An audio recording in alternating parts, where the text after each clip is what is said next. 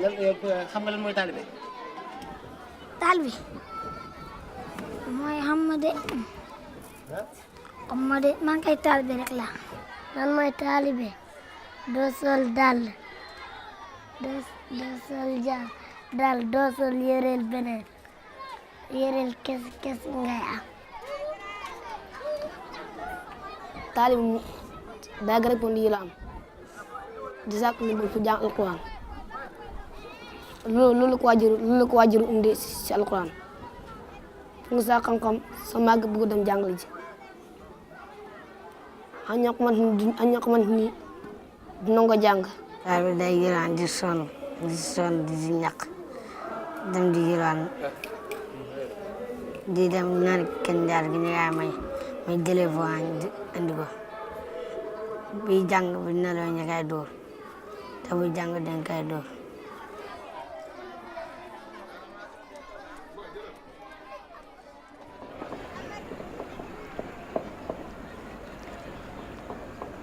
maa ngi tudd Aliou Ndao Daaru Tas Amadou Ndao waaw man julli na laa dëkk ak xamu ñaar laa am maa fi ñaari at laa fi am. Comme tous les matins, les talibés se réveillent tôt pour aller prier. Ils vivent dans une école coranique, plus communément appelée Dara en langue wolof. Ces Dara hébergent et instruisent uniquement des garçons âgés de 3 à 18 ans. Le Sénégal compterait environ 50 000 talibés, ce qui représente 3% de la population. Mais ce chiffre n'est pas représentatif car tous les talibés ne sont pas répertoriés. Certains n'existent pas aux yeux de la loi. D'ailleurs, la plupart des talibés ne connaissent pas leur âge.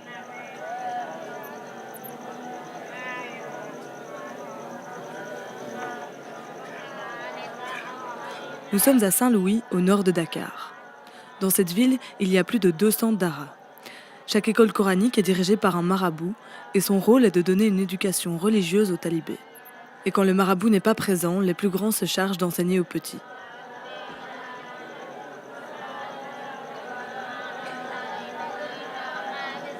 à peu près waaye xam nga danaa koy jàpp waaye su ma ko bindul ñaare damay fàtte yan saa ma am soxla rek si ñoom dugg si seen biir wëññi xale yi xam temps la waaye bi ma mujjee xool fan yi yàggu si weer bii la weer bi passé 160 yi tegoon na daara ji nag am li ngeen wax pour xam toog rek xale yëpp ñëw nga xam ne am na ko manqué loolu moom ñaare day jëfe nag dama teg si ñoom ñenn ñoo xam ne ku si toog gisul sa morom rek dama déclaré na ma kii ñëwul ñoom ñaare ñoo ma koy wax yàlla nag dama may su ma ñëwee toog damay sentir xale yi xelaat naa kan moo ñëwut kan moo feebar su ma ñëwee damay xool ñu feebar jënd leen ndékki ba pare door a toog di xool nag xam ñi ñëwut ak ñi fi ñëwut. En plus de leur nourriture, les talibés doivent aussi ramener de l'argent au marabout. En moyenne, chaque talibé doit ramener 200 francs par jour. xam nga man tey liggéeyuma du gouvernement bu ma jox xaalis du kenn ku taxaw ne ma am joxal xale yi ñu lekk benn ñoom dañuy màjjali su doyee ni si commencement suba gi dañ màjjali dem utaale ndékki biñ demee ndékkaale si yi leen di nit ñi di jox ñu ndékki ñëw boobu nag sabab bi am na ñoo xam ne xamuñ ko ñaareel ñun biñ koy def dañuy def pour nit ki rëy dañ si xolom pour bu mu rëy mën a dundal nit ñi bu mu gis boppam xam ne jàpp.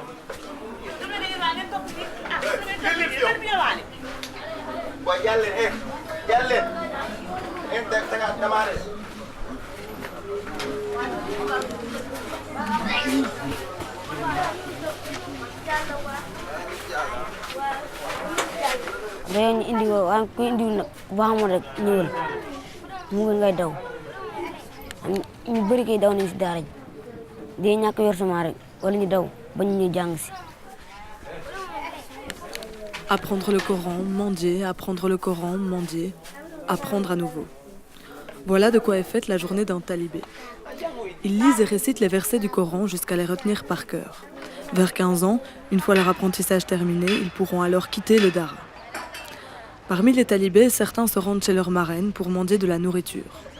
Au Sénégal, où 90% de la population est musulmane, la charité et l'aumône sont des valeurs essentielles. C'est pourquoi certaines femmes prennent en charge un ou plusieurs talibés, en plus de leurs propres enfants.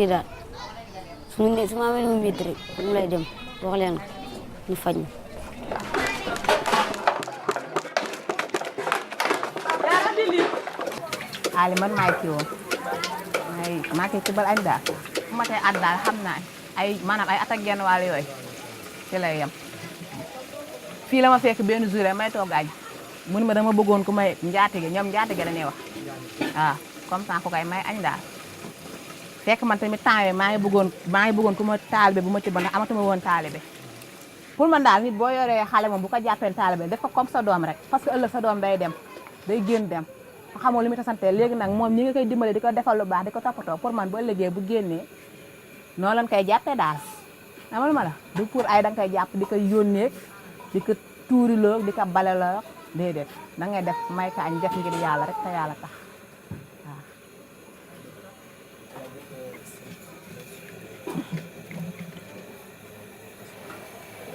loolu xam nga man de wax dëgg yàlla mënuma ko man dama yóbbu njàmbe bi fee dama tekk ko man mënuma bàyyi sama doom rek bàyyi ko noonu rek mu dem man suma sañoon daal sama doom maa koy yore lu mu def ma xam lu mu nekk ma xam waaye xam tamit jur doom ba pare bàyyi ko xamoo yow lu muy dund lu mu doon daal xamoo si lu mu dund lu mu doon nga jël ko daal téye ko sa bopp buy jàng alxuraan mu nekk ak yow nga téye ko daal waaye bàyyi ko rek mu dem xamoo si lu mu nekk yooyu moom affaire de néeg la jur sa doom da nga gis léeg-léeg ay xale yu tuuti dama sa néegu bàjjen nga naan léeg gis ay xale yu ndaw ñu leen di wàcc si mbedd mi ñu tuuti ñu gën a tuuti sax da nga leen di yërëm yow.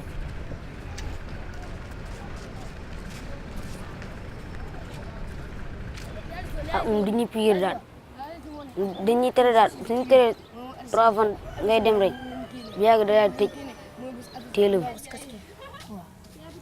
am na ku def waan ko dañ ko tijji dañ ko wax ne suuf li ngay tijji rek mu dal daw te ko tere nañ ko lu bëri saa yi ñu ko teree rek mu dana dem saa yi ñu tere waaye ko tëj nañ ko chaque jour suñ ko tijjee rek dana dem xale bu ndaw ñun dañ lay tere daal suñu tere loo xam ne waroo ko def suñu ko teree soo bañee dañ lay dóor loolu lañ lay def waaye ñu li koy tëri boo mokkul na danga kaa mokkul dama dese mokkal mu waa dama jàng bu mokkal ma ñëw tëri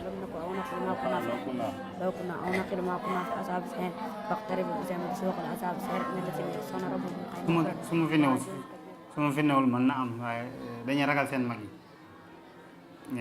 mag yi ñaareel ñoo leen di kii waaye bu dee man la rek man xale yëpp ma ñeme dañ may rus nag waaye ñëpp ma ñeme waaye rus nañ mën a wax dëgg kenn ragalul ma si pour ma toog sax si seen biir moo leen di gënal ma sori.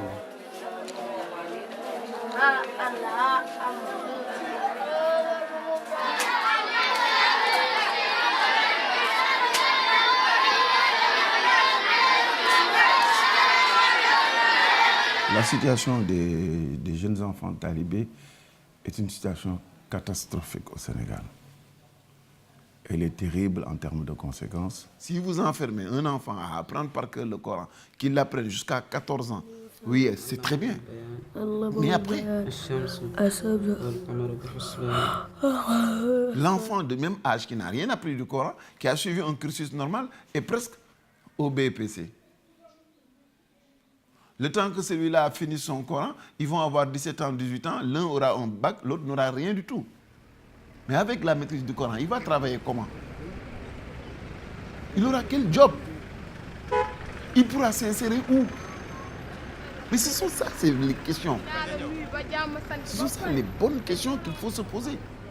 Le jeune enfant dans la rue, là, ils vont le retenir jusqu'à ce qu'il ait l'âge, soit assez costaud pour que lui-même puisse retourner au champ et cultiver, alors qu'il n'y a aucun système qui a été là pour protéger l'enfant, pour l'aider, ou il va traîner dans la rue pour devenir marchand ambulant, ou pire encore, il va être parmi les rebuts de la société et devenir un problème pour la société, parce que la société n'a pas voulu le prendre en charge. C'est un cercle vicieux qui est là. Entre-temps, les enfants qui auraient pu devenir des Cheikh Anta Diop ou des Einstein ou tout cela, parce qu'il faut les regarder pour savoir qu'autant d'énergie perdue, autant d'intelligence sacrifiée. Parce que quand tu laisses un enfant nu, libéré à lui-même, sans aucune forme de protection, sans aucun parent pour lui assurer quoi que ce soit, l'instinct de survie chez ces enfants est extraordinairement développé. Ça leur permet d'affûter leurs capacités de résistance, leurs capacités intellectuelles.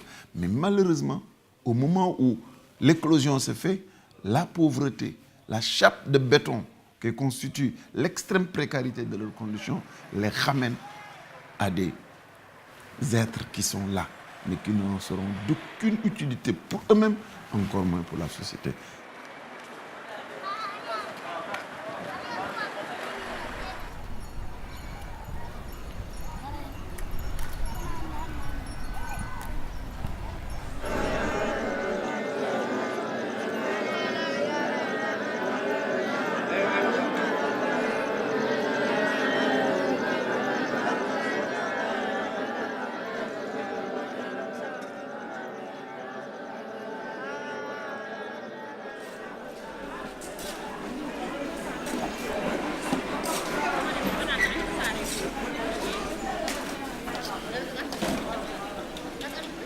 Tous les 5 ans, des élections législatives s'organisent au Sénégal.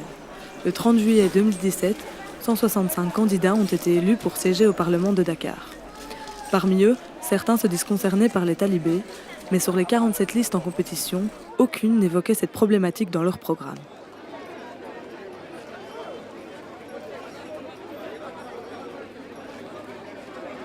dañu war a am leader boo xam ne war nañu ci mën a mais ñoom ñëpp leader politique yëpp gisuñu ñu boole seen programme si xale yi taxawaan.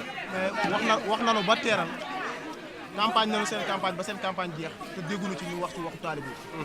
defe naa ne da ngay gis taalibe fanaan ci mbedd mi wala mu dem di jël alalu jàmbur wala mu dugg ci dex bi wala mu dugg ci géej gi te yooyu yëpp defe naa ni du loo xamante ni lu baax la daal du loo xamante ni lu logique la. mais kiy jàngale tey ji am na loo xam ne boo ko dimbalee yaakaar naa ni ay dongam duñu génn day jàngale boobaa bu génnee ay dongam dem ñuy génn di yalwaani daa am loo leen mën wax mais koo xam ni dimbalee ko comme ni nga dimbalee école bi jël ay aide dimbalee ko indil leen ko si.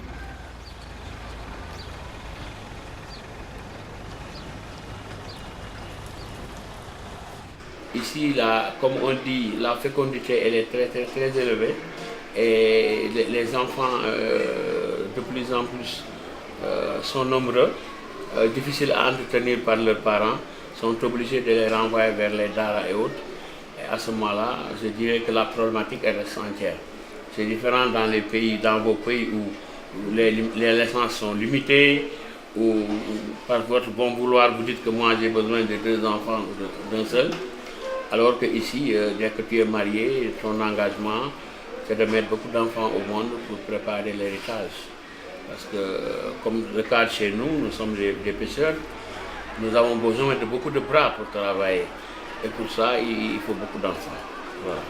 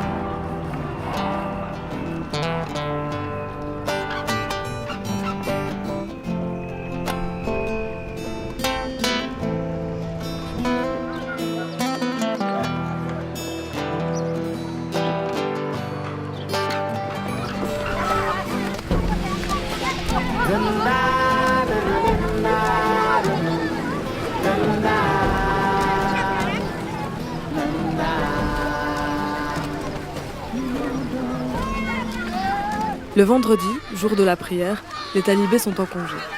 L'occasion pour eux d'aller se laver dans le fleuve, de jouer au foot ou de passer du temps dans des associations. Depuis quelques années, plusieurs dizaines de centres d'aide aux talibés se multiplient à Saint-Louis. Ils offrent des soins de santé, de la nourriture aux enfants, parfois même des cours d'alphabétisation.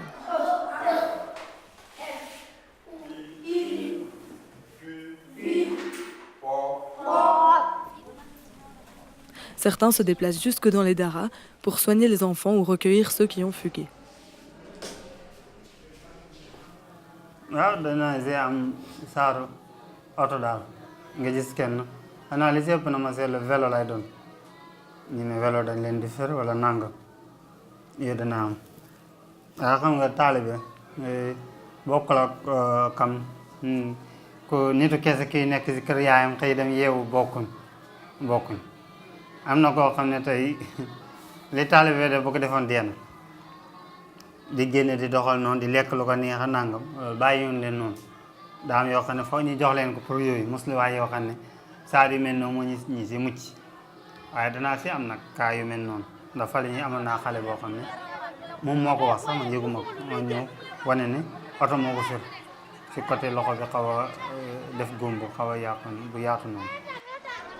Comme toutes les semaines, l'association Cœur en Or organise un grand goûter pour tous les talibés du quartier. Fondé en 2010, ce centre accueille chaque semaine plus de 400 enfants.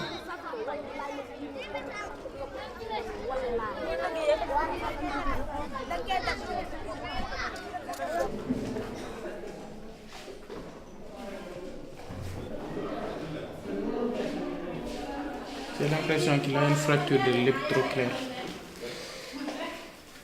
Il ne peut même pas... C'est depuis une semaine.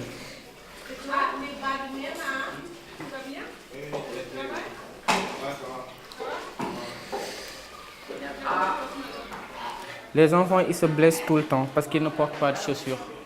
Donc, ils peuvent taper sur une pierre, ils peuvent marcher sur des fracas de verre, du fer, du n'importe quoi. C'est pourquoi tout le temps, ils viennent, ils sont blessés. Et il faut quelque part pour les soigner parce qu'ils n'ont pas d'argent pour aller se faire soigner.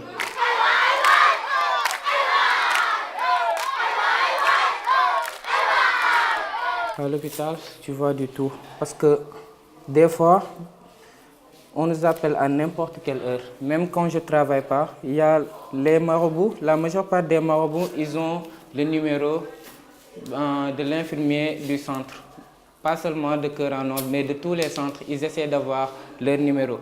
Parce que la maladie, c'est quelque chose qui n'appelle pas, qui n'attend pas. Ça vient comme ça.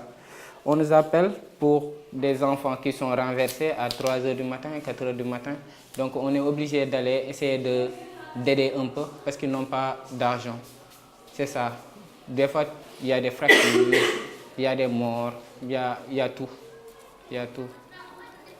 Il y a tout. Arrêter la mendicité, serait très bien.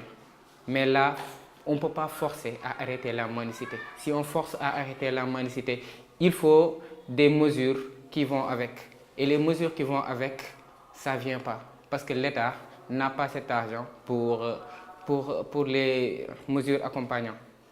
Donc, mieux vaut essayer d'éradiquer ça petit à petit ou essayer de mettre les daras modernes. Forcer les gens à mettre les daras modernes. C'est ça que je pense. Mettre les daras modernes, ça peut tout changer. Depuis quelques années, des alternatives aux daras traditionnels ont vu le jour. Des daras modernes. Équipés de tableaux, de bancs, de chaises et de cahiers, ces nouveaux daras insistent sur une formation plus variée. Mais le problème, ça coûte beaucoup plus cher. Les daras traditionnels, quant à eux, font partie de la culture sénégalaise et existaient bien avant la période coloniale.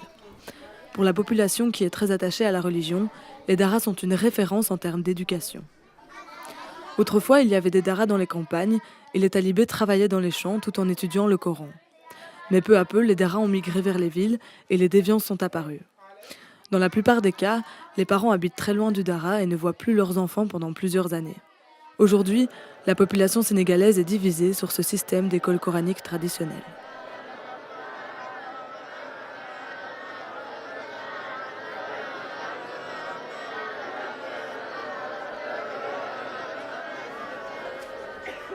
lu ma sa xalaat ñi koy def kay képp ko def ku ne sa doom am xam-xam moo tax nga koy def waaye du question ne pour bañ ko dundal wala par dara moo tax nga yóbbu ko si àll bi ndax képp koo xam te ne rek yàlla indi na si àddina rek dana la jox sa xéwal waaw foofu laa ko teg moom waaw jabar gu nekk jabar loolu foofu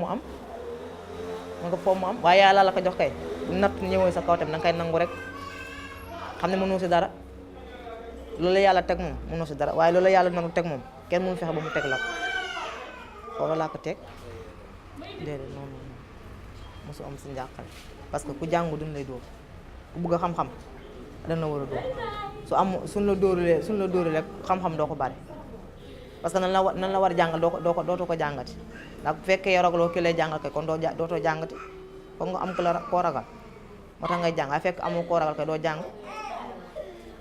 comme wàllu dafa nga dégg ñu am na ay xale yu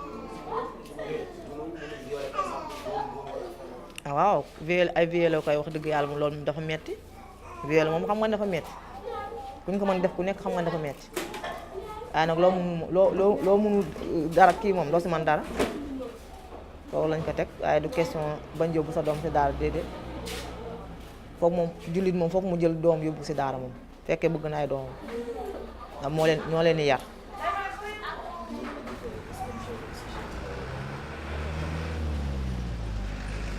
À la fin de leur apprentissage, beaucoup de talibés souhaitent devenir marabouts ou évoluer dans le domaine commercial. Pour certains, n'ayant pas suivi un cursus scolaire normal, ils vivent en marge de la société et ne parviennent pas à s'intégrer. D'autres, par contre, développent une passion et la cultivent, comme c'est le cas de Seydou, ancien talibé. Il a passé 22 ans dans un dara. lu metti moom yenn yi moom bëgguma génne wala suma duma génne tamit bëgguma siiwal dundu daara daal li ci gën a metti daal kenn ku ne sa bopp rek sa añ yaa ko yore sa bopp sa reer yaay sa pot daal la yaa ko jëndal sa bopp muy yére muy lépp loolu daal mu ci gën a metti am na fi nga xam ne soo ñàkkee benn rek wala ñàkk daal wala nga ñàkk yére di yore wala ko jënde day metti même bi mu duggee tailleur sax toog na ay fan yi nga xam ne xew ma woon ndax ñàkk dal yooyu daal muy jaf-jaf yi nga xam ne def xaw a metti dund na ba pare li may wax ne jaar daara moom sa feesu na jaf-jaf aduna nag moom du fi jógee ak bis bu ne nga bëgg dara doo xam jaf-jaf aduna moom du fi jógee jaar daara moom neexul woon loolu rek laa ci mën a wax neexul woon kenn ku ne sa bopp neexul woon gis li ma métti nag métti trop nag yooyu moom mu ci man li ma mën a jàngal baax na ci benn côté ndax foo dem moom dafa mën nekk boole ci di ngay tàmm génn xam nga daara bi nga nekk xale bi nga nekk mag da ngay débrouiller lépp la yore sa bopp doo wéeru ci kenn doo yàqal ci kenn.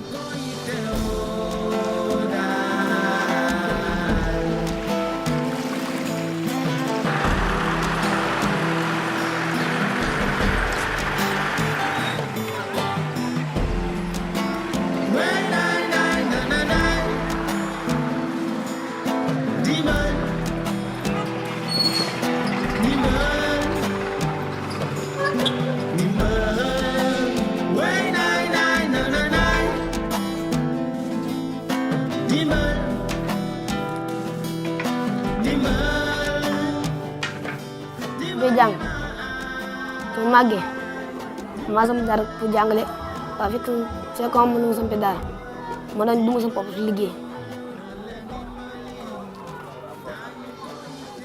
bëggee la dem liggéey. liggéey. liggéey waaw. suñ pare ma jox sam yaay. dama bëgg liggéey. la nga bëgg liggéey. soo. liggéey ma sax. alquran.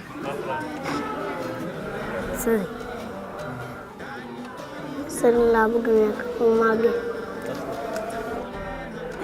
bay tool dem nekk tubaab. sëriñ.